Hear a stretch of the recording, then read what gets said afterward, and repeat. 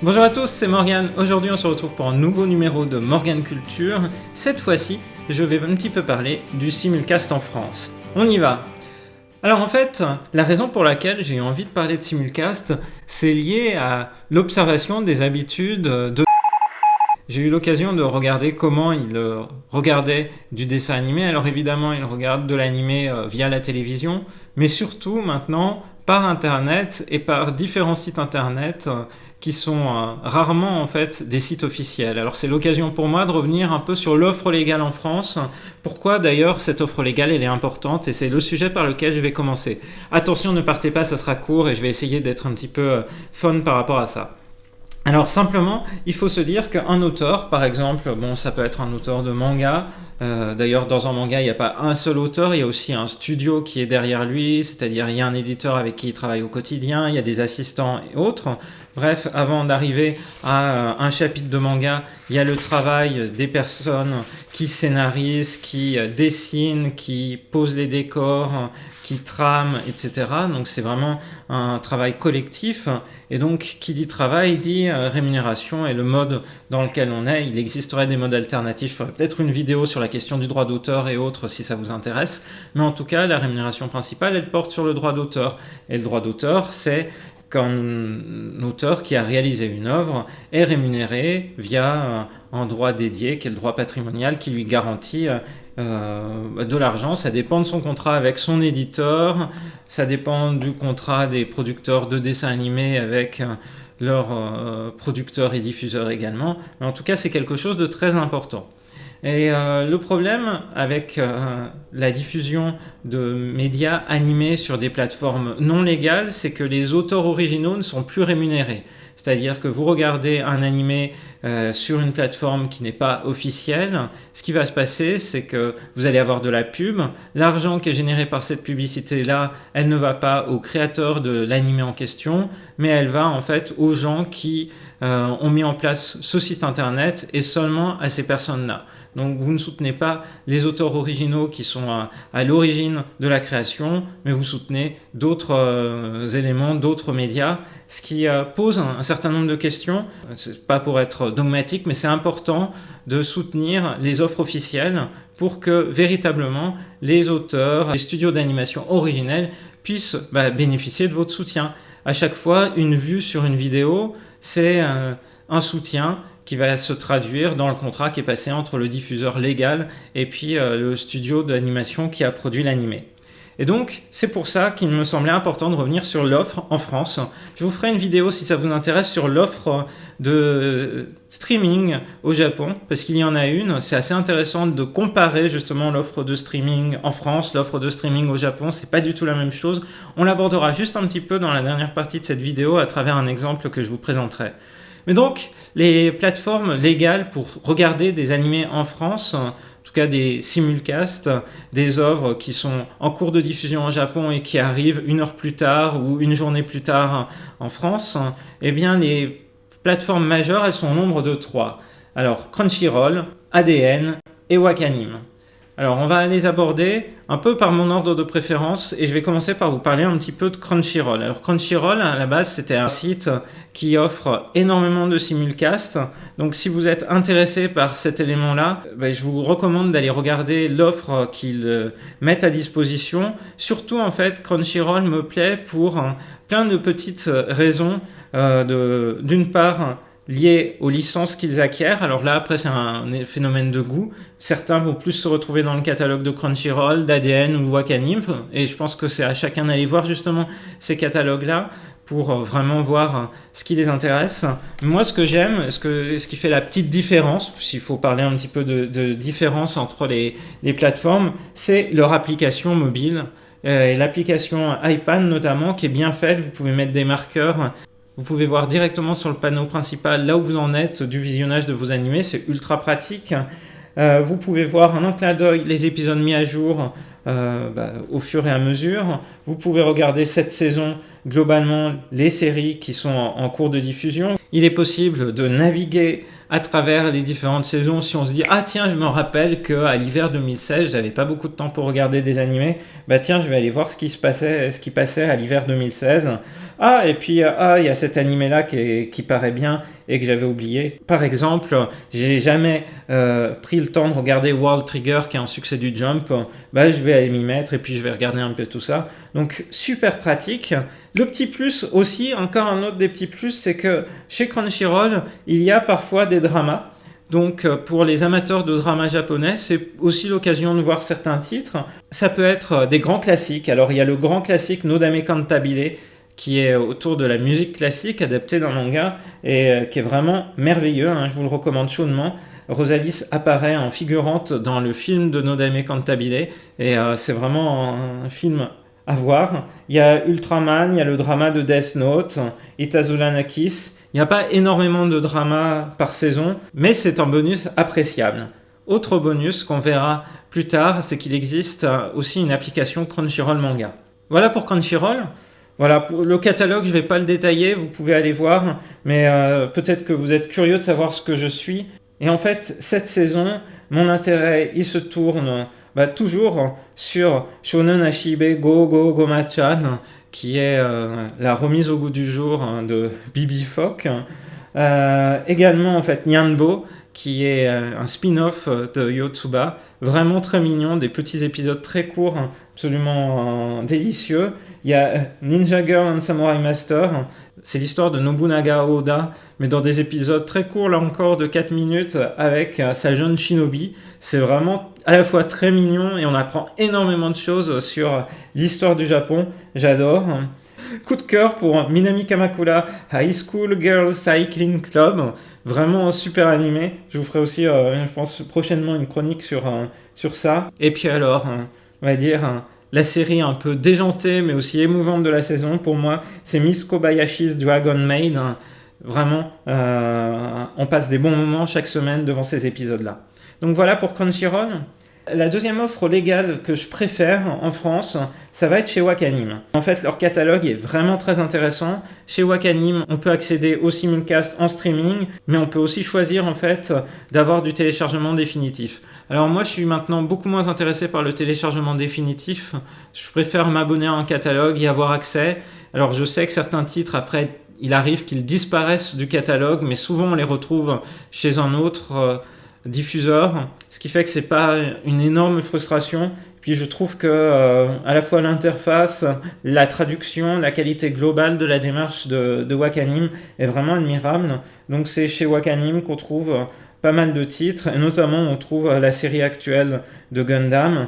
Mais récemment, je m'étais mis à regarder Love Live Sunshine, et Love Live Sunshine, c'est chez Wakanim, et c'est grâce à eux qu'on a pu regarder la série avec Rosalis, juste avant de faire nos vidéos sur le sujet Anumazu. Donc là encore, une offre que je recommande.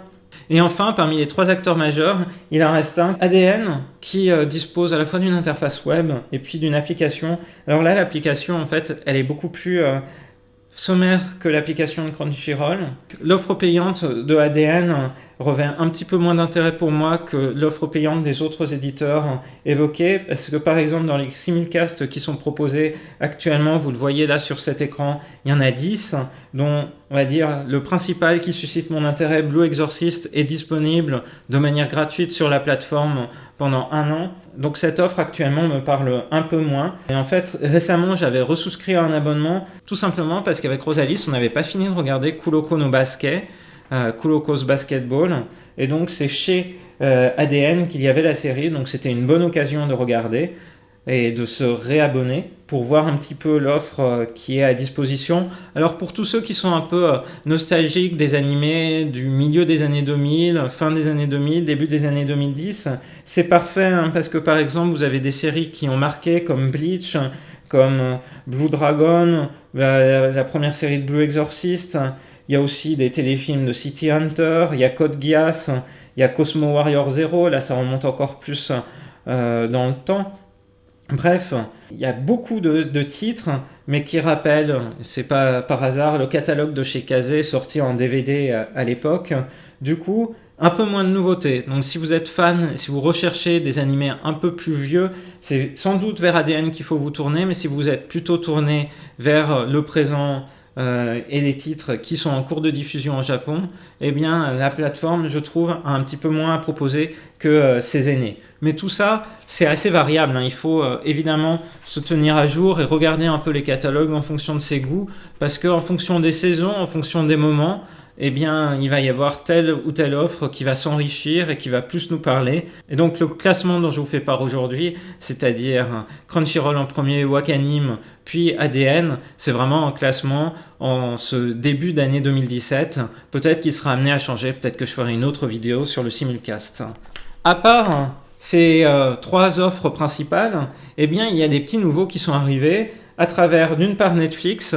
Donc chez Netflix, il n'y a pas énormément d'animés, il y en a quelques-uns. Alors on pourra citer par exemple Nanatsu no Taizai, Seven Deadly Sins. On pourra également citer la série Smile Pretty Cure, mais en fait pas dans sa série japonaise, mais dans la version repassée par les États-Unis qui est devenue Glitter Force. Mais pas énormément de titres au final chez Netflix. Et là, actuellement, je suis en train de tester le service de chez Amazon. Si on regarde l'offre légale d'Amazon Prime Vidéo en France, qui est une offre très récente, hein, le service a été lancé mi-décembre, il y a quand même pas mal de dessins animés, alors pas tous de la saison actuelle. Je pense par exemple à Nanoha Strikers, qui est pas vraiment une série très récente. Il y a quelques séries plus récentes, par exemple on retrouve des aventures de Chi en 3D, ça pourra plaire à un public très familial. Il y a les premières saisons de Haikyuu, les deux premières. Alors au Japon, on est à la diffusion de la troisième. On n'est pas actuellement sur du vrai simulcast, mais on est plus sur une offre d'animés récents. Donc c'est une bonne occasion de rattraper son retard dans des vieux titres, mais c'est pas pour l'instant l'élément phare qui pourra faire pencher la balance pour prendre un abonnement chez Amazon Prime. Bon, et puis dernier élément que je voulais évoquer, c'est que si souvent les vidéos qu'on trouve sur YouTube sont des vidéos mises en ligne de manière pirate, c'est pas toujours forcément le cas, parce que les éditeurs officiels peuvent choisir de mettre à disposition un épisode ou alors carrément des séries entières pour faire de la promotion. C'est le cas par exemple avec la chaîne Manga qui a choisi de mettre en ligne certains animés dont elle possède les droits. Et donc je pense à récemment la diffusion de Saint Seiya Lost Canvas qui est mis en ligne de manière régulière sur sa chaîne YouTube, de manière du coup tout à fait légale. C'est le cas aussi pour Gundam. Et ça me semble assez notable, et on va s'arrêter juste 2 minutes sur Gundam, parce que vous avez une chaîne YouTube officielle, Gundam Info, qui est un vecteur de promotion de tout ce qui est Gunpla et Gundam à travers le monde. Et en tant que vecteur de promotion, eh bien les séries récentes de Gundam se retrouvent à disposition, modulo certaines différences en fonction des pays, mais se retrouvent à disposition sous-titrées anglais, sous-titrées également dans d'autres langues, et c'est véritablement une grosse plus-value. C'est comme ça que vous pouvez regarder par exemple de manière tout à fait légale Gundam Build Fighters Try. On avait fait une vidéo avec Rosalis par exemple sur Gundam Build Fighters Try Island Wars, qui est la dernière OAV sur Gundam Build Fighters. Donc vous pouvez regarder la chose de manière tout à fait légale via cette chaîne-là. Et puis il y a d'autres séries qui sont à disposition. Et par exemple, on peut regarder Mobile Suit Gundam Iron Blooded Orphan, c'est-à-dire la dernière série de Gundam en sous-titré anglais. C'est vraiment un élément ultra appréciable quand on est fan, parce que des séries comme Gundam ont mis beaucoup de temps à arriver en France, hein. Il faut remonter à la fin des années 90, début des années 2000 pour avoir les premières séries en la matière. Et en fait, malgré l'arrivée en DVD, elles n'ont pas eu plus de succès que ça. Du coup, jusqu'à l'année dernière, en fait, la diffusion de DVD et de Blu-ray autour de Gundam avait été, entre guillemets, gelée. Autant dans les années 2000, l'éditeur Beez avait sorti en DVD Gundam Seed Destiny, Gundam 00, etc. Mais ensuite, on était, en tant que fan Gundam, un peu sur notre faim. Et une chaîne YouTube comme ça, officielle, c'est vraiment une énorme plus-value pour les fans. Et puis, pourquoi le faire ? Pourquoi cet intérêt de diffuser via YouTube Gundam?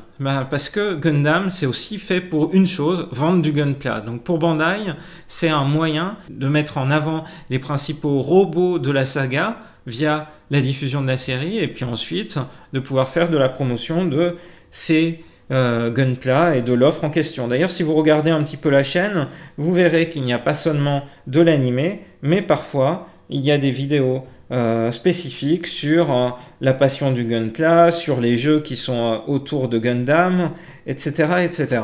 Bref, c'est à la fois un vecteur de diffusion de l'œuvre tout autant qu'un vecteur publicitaire. Le fait que les deux soient liés, moi je trouve que c'est plutôt une chose positive parce que en échange finalement du fait que l'éditeur qui est derrière les séries Gundam fait la promotion de tous les produits dérivés autour, on a accès au dernier titre en question de l'univers Gundam, et ça c'est chouette. Malheureusement, c'est pas le cas de toutes les chaînes YouTube. On le voit bien quand on cherche sur certains mots-clés, il y a beaucoup d'uploads pirates d'animés. Cela dit, les éditeurs japonais, diffuseurs, font quand même de plus en plus d'efforts pour ne pas fermer les droits, pour par exemple mettre à disposition des éléments de diffusion intéressants. Alors par exemple, les nouvelles séries de Sentai et de Precure viennent d'être lancées. Là, en ce mois de février au Japon, eh bien, à travers le monde, vous pouvez avoir accès à des extraits de ces séries-là, vous pouvez avoir accès aux danses, donc vous pouvez vous entraîner. Bref, on est dans une étape d'ouverture de plus en plus marquée vers le marché international, et ça, c'est vraiment très appréciable. Combien coûtent les abonnements auxquels tu as souscrit? C'est environ 5 ou 6 euros par mois, en fonction des offres. Donc, c'est le prix d'un magazine, ou c'est le prix d'un manga. Alors la dernière question, la DER.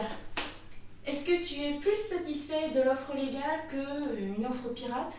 Oui, alors vraiment, moi je suis très content des offres auxquelles on a pu s'abonner, tester, suivre. Alors à cela, différentes raisons. Il y a la qualité de l'animé, la qualité des vidéos auxquelles on a accès, qui sont assez remarquables maintenant. On peut regarder à la fois sur nos tablettes, les projeter, les diffuser. Et quand on regarde le grain de l'image, moi je suis tout à fait satisfait par rapport à ça. Le fait que le sous-titre est présent, de bonne qualité, que j'ai accès directement à l'intégralité des épisodes qui a été diffusé, donc j'ai pas à me casser la tête, j'ai pas des pubs horribles qui se lancent avant la diffusion du dessin animé en question, voire sur les sites pirates concernés. Le fait le soir par exemple de prendre sa tablette et puis de voir directement, comme je le montrais tout à l'heure dans le panneau de Crunchyroll, ah tiens, il y a le dernier épisode de la série que j'avais marqué comme étant la série à suivre qui venait de passer aujourd'hui au Japon, du coup je peux le regarder directement sur ma tablette. Ça aussi c'est un élément de grande satisfaction. Et puis le fait de pouvoir naviguer dans les anciens titres, les anciennes saisons, d'avoir une vraie stabilité par rapport à ça, c'est-à-dire si je cherche un animé d'il y a 3 ans sur Crunchyroll, j'aurais pas de problème, j'aurais accès directement aux épisodes en question. Je peux rattraper tout mon retard. Je pense par exemple qu'à un moment donné, on s'est mis à regarder Yu-Gi-Oh! Arc 5, et le fait d'avoir accès directement dans le catalogue légal à l'œuvre en question, et puis de pouvoir regarder tous les épisodes depuis le début, même s'il y en a 80 qui ont été diffusés par le passé, c'est vraiment très très appréciable.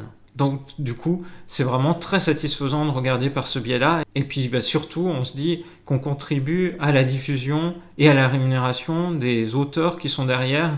Donc tous ces réalisateurs, tous ces intervallistes, toutes les personnes qui travaillent d'arrache-pied chaque semaine pour fournir des animés, eh bien, elles se retrouvent rémunérées. En tout cas, c'est ce qui va permettre de construire des nouveaux projets dans les studios d'animation japonais. Je pense que c'est très important si on veut continuer à soutenir la création japonaise. Donc ça, c'est vraiment l'ensemble des raisons qui font que je suis très content des offres légales auxquelles je souscris. Voilà, j'espère que cette vidéo de panorama des offres de simulcast en France vous aura plu. Ça vous aura permis de voir un petit peu comment, quand je suis en France, je me tiens informé et j'arrive à suivre les principales séries animées japonaises qui me plaisent.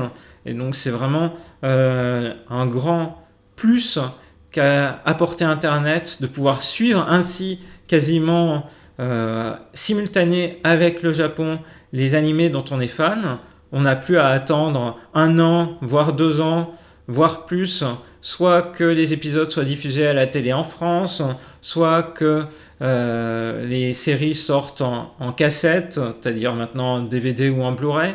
Alors il y a quelques exceptions, hein, bien sûr, par exemple Dragon Ball Super a mis bien du temps avant d'arriver officiellement en France, mais cela dit, la situation ne va qu'en s'améliorant, et c'est aussi en soutenant ce type d'offres qu'on peut espérer avoir véritablement toute la richesse des œuvres japonaises nous arriver de manière légale en France avec des offres intéressantes. Voilà, je ferai sans doute une prochaine vidéo pour vous parler un petit peu de la manière dont, format numérique, je consomme du manga et quels sont les meilleurs vecteurs pour cela. Alors je parlerai de différentes applications officielles et légales qui permettent de lire des mangas et du coup de véritablement vivre sa passion. Il ne me reste plus qu'à espérer que cette vidéo vous a plu et vous donner rendez-vous dans une prochaine sur la chaîne de Rosalis. Bye bye!